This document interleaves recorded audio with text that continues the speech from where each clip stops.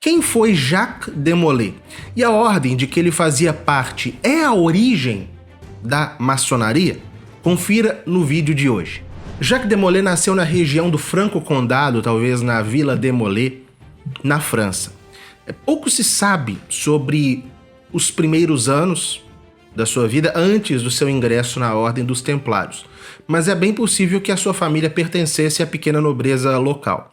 A sua entrada na Ordem do Templo deu-se por volta de 1265. Ele foi recebido na ordem em Bonn por Humbert de Parrot, então visitador da Ordem Templária na França, e por Amaury de la Roche, que era o mestre da província francesa. Logo após ser admitido, de Molay foi enviado para o Oriente, para o que restava dos estados latinos da Terra Santa. Não se sabe exatamente qual foi o seu papel na Terra Santa nos anos seguintes à sua chegada, porque as fontes são muito escassas, e ele permaneceu, ao que parece, um personagem bem discreto, mas é pouco provável que ele tenha chegado a exercer naquele momento cargos de relevância, como o comando de províncias, o que torna a sua posterior eleição como grão-mestre na ordem um fato surpreendente, ainda que compreensível diante das circunstâncias excepcionais que a ordem vivia naqueles dias. E a circunstância excepcional era o fim dos estados latinos da Terra Santa. Em 1291, a última posse cristã latina na Terra Santa, São João d'Acre, foi perdida. O grão-mestre templário, Guilherme de Bourget, morreu heroicamente durante o cerco da cidade, e um novo grão-mestre, Teobaldo Galdino, teve que ser eleito às pressas. A Ordem do Templo, então, estava numa situação, num dos seus momentos mais críticos. E após a morte de Galdino, cuja data exata é incerta, mas que deve ter ocorrido no início do ano seguinte, 1292, a Ordem elegeu um novo grão-mestre. Ela precisou eleger um novo grão-mestre. E entre janeiro e fevereiro de 1292, Jacques de Molay foi eleito 23º grão-mestre da Ordem do Templo. A sua eleição parece ter sido disputada, pode ter sido disputada, porque um testemunho posterior, dado por Hugues de Four em Paris, em 1311, no processo dos Templários, sugere que uma parte dos irmãos apoiava Hugues de Parrot e que de Molay teria vencido graças a uma suposta má-fé. No entanto, esse testemunho é confuso e carece de credibilidade. A mais plausível explicação para a eleição de Jacques de Molay é o seu reconhecimento pessoal entre os irmãos. Tanto enquanto o homem que defendia a necessária reforma da Ordem Templária, quanto um homem que defendia a autonomia da Ordem, certo? E que queria uma política ativa no Oriente para a recuperação dos Estados Cruzados. Como grão-mestre, de Molay assumiu a difícil tarefa de reerguer a ordem num contexto de decadência, de derrota, de dispersão. E ele era fiel à missão templária de proteger a Terra Santa. E por isso, passou a concentrar todos os seus esforços na defesa dos últimos 2 reinos cristãos do Oriente: o Chipre, a ilha do Chipre, e a pequena Armênia. Era preciso mantê-los, sobretudo o Chipre, porque senão a cristandade não iria recuperar os territórios perdidos na Palestina, mas ele precisava do apoio da cristandade. Por isso, em 1293, ele embarcou numa longa viagem ao Ocidente com o objetivo de angariar recursos e apoio. Ele chegou em Marsella em julho de 1293 e em agosto ele convocou um capítulo geral da Ordem Templária em Montpellier. Ele passou para a Catalunha e do final de 1293 aos primeiros meses de 1294 ele esteve na Inglaterra. Ele retornou ao sul da França, onde ele firmou um acordo com o rei de Aragão, isso em agosto de 1294, um acordo que colocou fim a uma longa disputa territorial com Aragão sobre a posse de alguns castelos entre o reino de Aragão e os Templários, e ele seguiu para a Itália, onde ele se encontrou com o rei Carlos II da Sicília e com o recém-eleito Papa Bonifácio VIII. Ele ficou na Itália uma boa parte do ano de 1295 e voltou novamente para a França, onde nós o vemos em Paris, na primavera de 1296, encontrando-se com Filipe o Belo, pacificamente, e realizando um capítulo geral da Ordem em Paris em junho também de 1296. E aí ele desceu novamente para o sul da França, reuniu um último capítulo da Ordem em Arles, e no final de 1296 embarcou novamente para o Oriente. Durante essa longa viagem no Ocidente, de Molay obteve algumas vitórias pontuais. Em primeiro lugar, ele conseguiu garantir o apoio dos príncipes do Ocidente, dos reis do Ocidente, para facilitar as exportações para o Chipre. Algo essencial para manter a ilha sob posse cristã. E, em segundo lugar, ele tratou de questões internas da ordem, convocando capítulos, que eram reuniões de cavaleiros templários voltados a uma reforma da ordem que era necessária. E nos anos seguintes, então, ele esteve no Oriente. Nesses anos, Jacques de Molay se dedicou às armas, à guerra. Ele demonstrou grande capacidade de liderança e um espírito verdadeiramente combativo. Vejam, em 1298, os mamelucos, os muçulmanos do Egito, aqueles mesmos que haviam tomado Acre em 1291, lançaram uma nova ofensiva contra o reino da Cilícia Armênia, que era um reino cristão. Capturaram diversas fortalezas, inclusive Roche Guilhaume, o último bastião templário no continente asiático. E o rei Reton II da Armênia, ele apelou para os templários, sediados no Chipre. Não apenas os templários, mas todos os cavaleiros cruzados que estavam no Chipre. E, atendendo ao chamado, de Molay liderou uma força conjunta de templários, hospitalários, cavaleiros ocidentais residentes no Chipre e também de aliados mongóis. Essa intervenção, embora pouco eficaz, reacendeu em de Molay e nos templários a esperança de uma reconquista de terras no continente asiático, com a colaboração dos mongóis, a saber, do Khan mongol Ghazan, que, apesar de convertido ao Islã, permanecia hostil aos mamelucos e estava disposto a cooperar com os cristãos. E em 1299 e 1300, Ghazan lançou a sua ofensiva mais promissora, conquistando grande parte da Síria, inclusive Damasco. Só que os cristãos sediados em Chipre, eles não estavam preparados para apoiar. Mas ainda assim, as vitórias mongóis contra os mamelucos reacenderam em Jacques de Molay e nos templários a esperança de uma reconquista da Terra Santa. E no outono de 1300, os cristãos eles estavam prontos para atacar, em comum com os mongóis. Os mongóis iriam atacar pelo leste e os templários, os cruzados, desde o Chipre pelo oeste. Jacques de Molay colocou os templários na vanguarda dessa aliança, reunindo as forças com os hospitalários, com os cavaleiros do Chipre e com os enviados do Khan Ghazan. E no mês de julho daquele ano, de 1300, as forças cristãs lançaram uma campanha naval devastadora ao longo da costa do Egito e da Palestina. Atacaram Alexandria, Acre, Tartus. Essas cidades sofreram ataques que abalaram temporariamente o domínio mameluco, pelo menos no mar. E em novembro, os cristãos estabeleceram uma base na pequena ilha de Howad, que é situada a apenas 3 quilômetros da cidade de Tartus, enquanto aguardavam a chegada do Khan Ghazan, que, como eu disse, atacaria pelo leste e os cristãos atacariam pelo oeste. Em uma ofensiva que finalmente seria capaz de reconquistar territórios perdidos. As forças cristãs permaneceram nessa ilha por mais de 4 meses, entre preparativos e pequenas incursões no território inimigo. No entanto, Ghazan não apareceu. Por causa de problemas logísticos muito comuns na estratégia mongol, isso o fizeram retroceder, e o ataque conjunto ao Islã, aos mamelucos, não aconteceu.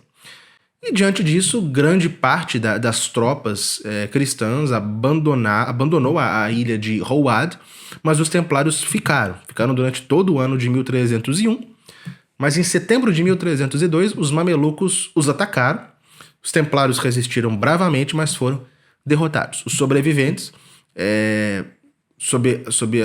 se renderam sob a promessa de segurança, promessa que foi quebrada.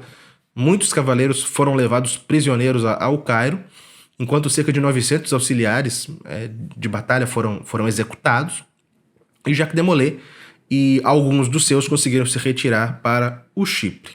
E com o colapso dessa estratégia oriental, os olhos dos templários se voltaram para o Ocidente. E no ano de 1306, o Papa Clemente V convocou os grão-mestres das duas principais ordens militares, o Templo e o Hospital, a comparecerem em Poitiers para discutir assuntos cruciais. 2. Uma nova cruzada e a eventual união das duas ordens militares, os hospitalários e os templários, em uma só ordem. E Jacques de Molay, acompanhado pelo seu cozinheiro, pelo seu camareiro, por alguns cavaleiros ligados a ele, ele embarcou rumo à França novamente, não como acusado, não como fugitivo, mas como fiel servidor do Papa, a cujo chamado ele estava atendendo. Mas, enquanto de Molay chegava à França, o rei Filipe IV Belo já estava decidido a suprimir a ordem templária, acusando os templários de heresia, apostasia, idolatria e sodomia. O rei Filipe o Belo havia se encontrado com o Papa Clemente V em abril de 1307 em Poitiers e exigira do pontífice, dentre outras coisas, a supressão da ordem. Então, enquanto Jacques de Molay discutia com o Papa a questão da cruzada e uma eventual união das duas ordens, Filipe o Belo já tinha organizado o seu ataque aos templários. O processo foi desencadeado em 13 de outubro de 1307, quando todos os templários em território francês foram presos, simultaneamente por ordem do rei, inclusive Jacques de Molay. A ação foi executada com absoluto sigilo e eficiência. Nada nos dias anteriores permitia prever que uma ruptura entre a monarquia francesa e a ordem do templo estava prestes a ocorrer. Tanto que na véspera da prisão, no dia 12, Jacques de Molay comparecera às exéquias da Condessa de Valois, cunhada de Filipe o Belo, na presença do próprio rei, e carregou o esquife ao lado dos príncipes da corte. Ainda assim, no dia seguinte, metade da ordem estava na França, né? Então, logo metade da ordem foi detida. E entre 19 de outubro e 24 de novembro de 1307, ao menos 138 templários foram interrogados. O resultado do interrogatório foi, à primeira vista, satisfatório aos interesses do rei, porque apenas 4 cavaleiros se mantiveram firmes, negando as acusações. Todos os demais, inclusive os mais altos dignatários da ordem, inclusive Jacques de Molay, confessaram uma série de crimes absurdos. Por exemplo, a negação de Cristo no rito de ingresso na ordem, profanações na cruz, beijos obscenos e, em alguns casos, pecados graves contra a natureza. Entre os que confessaram estava o próprio Jacques de Molay. Ele admitiu ter cuspido na cruz e renegado a fé cristã na sua cerimônia de entrada na ordem. E mais do que isso, Jacques de Molay enviou uma carta circular exortando os demais templários a seguirem o seu exemplo e admitirem os crimes que se atribuía à ordem. Muitos cronistas e os estudiosos das épocas posteriores enxergaram nisso uma falha de caráter. Jacques de Molay, ele era um soldado bravo em batalha, mas foi débil diante de um tribunal, porque ele era um homem até de pouca instrução e se viu confundido em um processo judicial e sucumbiu ao medo, confessando crimes que jamais cometeram. Mas essas confissões, por mais impressionantes que parecessem, careciam de legitimidade, porque os interrogatórios eles eram conduzidos por comissários do rei, e esses interrogatórios frequentemente vinham acompanhados de ameaças, de tortura e ameaça de morte. As confissões só eram registradas formalmente após essa inquirição inicial, quando então os representantes da Inquisição, que deveriam garantir a justiça canônica, entravam em cena e repetiam as perguntas com base no que já fora confessado aos comissários do rei. Então o ambiente era de intimidação, frequentemente de tortura, e a manipulação dos testemunhos era evidente. Tanto que algum tempo depois, quando 2 cardeais enviados pelo Papa chegaram a Paris para assumir o comando do processo, eles encontraram uma situação bem diferente daquela retratada nas confissões. Tanto que Jacques de Molay e outros líderes da ordem, ao conversarem com esses cardeais, se retrataram. declararam que haviam confessado tudo aquilo sob coação e por medo da morte. E afirmaram, agora diante de juízes eclesiásticos, afirmaram a sua inocência e a inocência da ordem. O processo avançou, Clemente V e o Papa Clemente V se viu pressionado pelas confissões e ordenou que os bispos de toda a cristandade se mobilizassem para examinar a doutrina e os costumes dos templários nas suas respectivas dioceses, sendo que os dignatários da ordem, inclusive o grão-mestre, seriam julgados por uma comissão dele, por uma comissão pontifícia, formada por 3 cardeais. Os trabalhos dessa comissão se iniciaram em 9 de agosto de 1309, com as audiências ocorrendo até 26 de novembro no Palácio Episcopal de Paris. E o primeiro a comparecer diante dos comissários papais foi Jacques de Molay. Quando lhe apresentaram as suas confissões anteriores, ele pediu um prazo de 12 dias para refletir. Foi dado, foi concedido, e ao retornar 12 dias depois, ele negou a sua confissão. Fez uma profissão pública e veemente de fé católica, negando tudo aquilo de que ele fora acusado. Ele declarou: eu creio em Deus, na Santíssima Trindade, em toda a fé católica, unus Deus, una fides, una ecclesia. Só que isso não impediu que a ordem do templo fosse suprimida. O Concílio de Viena, de 1311 e 1312, não condenou a ordem templária por aqueles crimes, mas a suprimiu. E até o ano de 1314, Jacques de Molay permaneceu preso. Ele foi novamente julgado por uma nova comissão de 3 cardeais em 18 de março de 1314. E essa nova comissão negou-se a sentenciá-lo com a morte, deixando em prisão perpétua pelo que ele já havia confessado. Parecia que o processo se encerrava ali, com uma resolução moderada, afinal o rei queria a execução, mas algo inesperado e dramático aconteceu. No mesmo dia, diante da multidão reunida na praça de Notre-Dame para ouvir a leitura da sentença, Jacques de Molay e o preceptor da Ordem da Normandia, Godofredo de Charnay, ergueram as suas vozes com firmeza e, diante de todos, diante da multidão, proclamaram: nós não somos culpados dos crimes que nos imputam. Nosso grande crime consiste em ter traído, por medo da morte, a nossa ordem, que é inocente e santa. Todas as acusações são absurdas e falsas todas as confissões. A multidão ficou pasma. Os 3 cardeais ficaram confusos, hesitaram, mas a notícia logo chegou ao rei Filipe IV, cujo palácio se situava nas proximidades, e sem consultar os cardeais, ele convocou seu conselho, seus conselheiros, e ordenou que os 2 templários fossem imediatamente executados como relapsos, ou seja, como hereges, que haviam voltado atrás nas suas confissões. E na mesma tarde, em um local entre o convento dos agostinianos e o Jardim Real, na Ilha de la Cité, Jacques de Molay e Godofredo de Charnay foram queimados vivos. E Jacques de Molay, que um dia fraquejara sob pressão, encontrou naquele instante, naquele momento derradeiro, a fortaleza que um dia lhe faltara. Se arrependeu da sua confissão forçada, defendeu publicamente a inocência da sua ordem e enfrentou a morte com coragem. De modo que a sua firmeza na morte se tornou um símbolo de fidelidade até o fim e um testemunho que desmente a sua confissão anterior.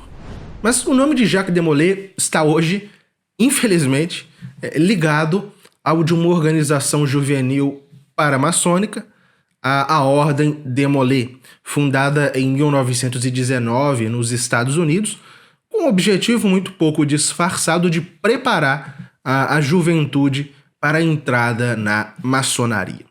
A adoção desse nome, de Molay, decorre de um mito, o da sobrevivência secreta da Ordem Templária após a sua supressão em 1312 na franco-maçonaria.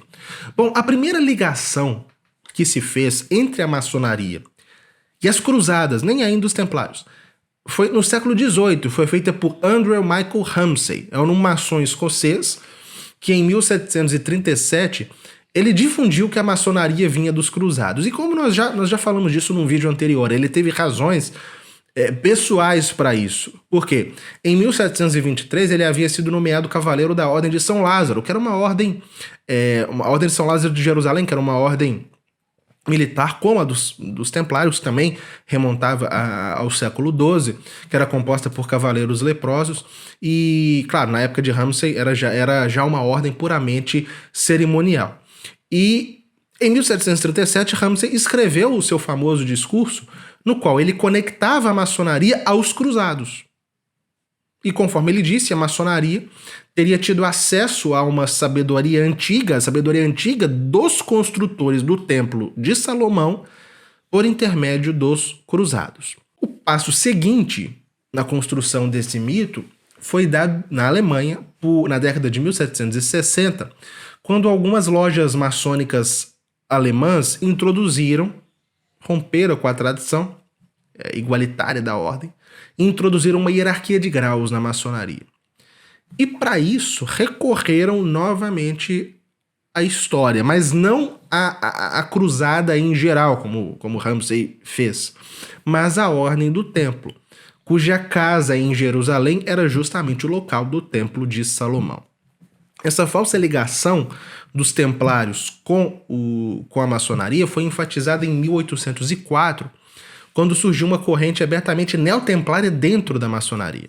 A origem disso foi a obra do Dr. Ledru e alguns amigos seus que fizeram ressurgir a ordem do templo na maçonaria, fazendo de certo Fabre Palapra o seu grão-mestre. Ledru chegou a fabricar um título de transmissão, uma falsificação grosseira, bem grosseira, pela qual Jacques de Molay, o último grão-mestre templário, pouco antes de morrer, teria transmitido seus poderes a certo Jean-Marc Larménio. E a partir de então, teria havido uma sucessão ininterrupta de grão-mestres até 1804 com Fabre Pelapra. Bom, essas histórias se difundiram e hoje a maior parte das pessoas crê, de fato, que há uma conexão entre a maçonaria e o templário, mas essas conexões são fabricadas, são lendárias e falsificadas. Mas o que levou Filipe o Belo a querer acabar com os templários? Pode não parecer, mas o processo que levou à dissolução da Ordem do Templo é bastante sintomático na decadência da cristandade, expõe a crise profunda da cristandade no início do século XIV. A dissolução dos templários, o modo como aquilo foi feito, não foi um simples julgamento. Foi um sinal da lenta suplantação da civilização católica da Idade Média pela civilização moderna. Compreender esse episódio, a dissolução da Ordem do Templo, é essencial para entender os caminhos que levaram ao mundo moderno. Por isso, nós decidimos publicar uma obra sobre o fim da Ordem Templária. Obra esta que agrupará 3 estudos de importantíssimos historiadores que se dedicaram a examinar o processo de fim, de dissolução da Ordem Templária. Em primeiro lugar, a Tragédia dos Templários, de Levi Mirepoix, que conta a história da dissolução dos Templários como um todo. Em segundo lugar, o estudo de Charles Langlois sobre o processo especificamente falando, os procedimentos, como se deram, de fato, as inquirições, os procedimentos da dissolução da ordem, e um estudo de Edgar Butaric, chamado Clemente V, Filipe o Belo e os Templários, no qual ele examina e demonstra qual foi a real participação do Papa Clemente V na dissolução da Ordem Templária. Teria sido Clemente V um dócil fantoche do rei Filipe o Belo nesse processo? É o que Edgar Butaric examina. Nós reuniremos esses 3 estudos num único volume de 300 páginas, O Fim dos Templários, e publicaremos conjuntamente o Elogio da Nova Milícia, que lá na década de 1120, São Bernardo de Claraval escrevera aos Templários. Uma obra que São Bernardo de Claraval escreveu dedicada aos Templários. Esse é um projeto caro e trabalhoso, nós não somos uma editora, por isso nós abrimos um financiamento coletivo para a publicação desta obra e nós precisamos do apoio de vocês. A quantidade de livros de história da igreja publicada no Brasil é muito restrita e nós queremos, com esta pequena obra, dar uma contribuição nisso. E como você pode participar? Bom, ao participar do financiamento coletivo, você não vai estar fazendo uma doação. Você compra antecipadamente o livro com 35% de desconto. E a previsão de entrega é ainda esse ano, no final de dezembro. E nós oferecemos 3 combos. Em primeiro lugar, combo 1, somente O Fim dos Templários, com os 3 estudos mencionados. De R$ 99,00, preço pelo qual será vendido depois, por apenas R$ 64,00. O combo 2 é O Fim dos Templários mais O Elogio da Nova Milícia, de São Bernardo de Claraval, que sairá de R$ 132,00, repito, o preço que será oferecido depois, por apenas R$ 86,00, agora durante o financiamento coletivo. E no combo 3, além dos 2 livros, você receberá 2 cursos como complemento para o seu estudo. O primeiro curso é As Cruzadas e as Ordens Militares na Cristandade. Serão 10 aulas, com duração média de 1h20, 1h30 cada, e esse curso auxiliará na compreensão da ordem política europeia no contexto militar, no qual os templários atuavam. E, em segundo lugar, o curso A Vida de São Bernardo de Claraval, com 4 aulas, com duração média também de 1h30 cada, para que se conheça devidamente o autor do Elogio da Nova Milícia. A descrição mais detalhada dos cursos está na página da campanha, o link está aqui na descrição. Veja, uma observação. As aulas destes cursos, elas foram retiradas do curso de História Universal da Igreja, ao qual todos os membros assinantes da Escola de História da Igreja têm acesso. Portanto, alunos da escola não comprem esse combo 3, porque vocês já têm acesso a estas aulas, certo? E o preço do combo 3? De R$ 340 por R$ 219,00. A liberação das aulas é imediata, então você vai poder assisti-las antes dos livros chegarem, certo? Em dezembro. E bom, participe, conheça este assunto e ao mesmo tempo possibilite a publicação dessas obras, desses estudos referenciais aqui no Brasil. O link está aqui na descrição ou no comentário fixado. Agradeço desde já a sua colaboração e fique com Deus.